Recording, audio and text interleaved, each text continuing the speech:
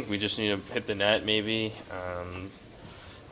Not only just hit the net, but get it through their guys who are blocking the shots and get in front, and just create more scrambles and try to create more chances.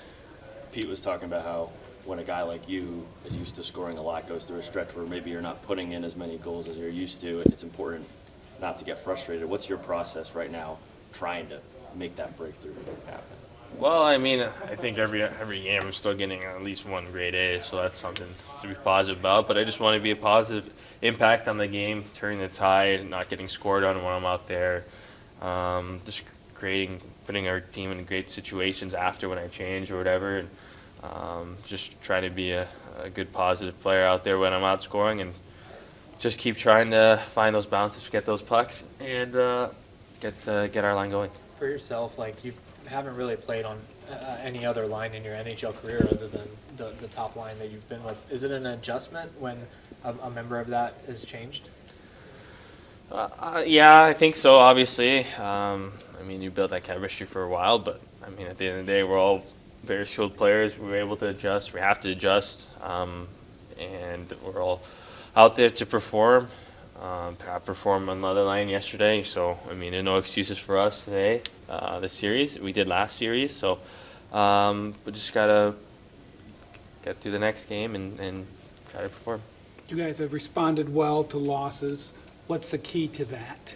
Pete was saying you guys are very honest about assessing what went wrong in the previous game and fixing it pretty quickly. Yeah, I agree with Pete there. I think everyone in this locker room is professional. They don't put their ego aside and understand what went wrong and what we can do differently. So we did that last series, and we're going to have to do it this series. Jake's numbers, I think, are like 17, 3, and 3 or something like that after a loss. Is there anything about him that helps in that process? Well, I'm sure his mindset is just more dialed. I mean, he's already dialed in, but he knows if he could have done something better, he's going to respond the right way. He attacks it. He's proactive to whatever comes towards him, and that's something that we all admire about him.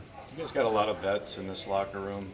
A few guys who haven't won a cup like Joe.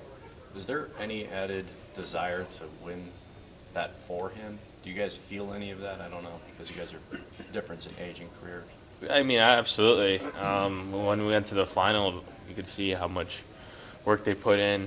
I mean, I had a lot of time looking at it. I wouldn't play, so I watched from the inside locker room. You see all the meetings and everything, how passionate these guys are. And unfortunately, when they weren't able to succeed, you could see how frustrating and how we don't really get that many opportunities, and especially when they're in their older stages of their career.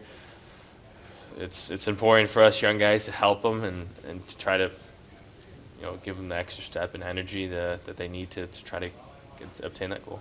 When you look past the final score last night, did it feel to you like you guys controlled and dominated a lot of that game? No, not really. The first period they scored 4 goals, so that's the way it was. We had to lapse for 10 minutes.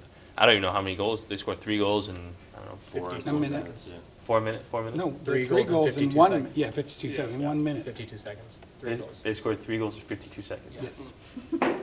Okay, so that's I mean, That's not a good part of the game. was it 52 seconds? Oh my goodness! So it was 2-1 to 4-2 in less than a minute. Yeah. Oh well.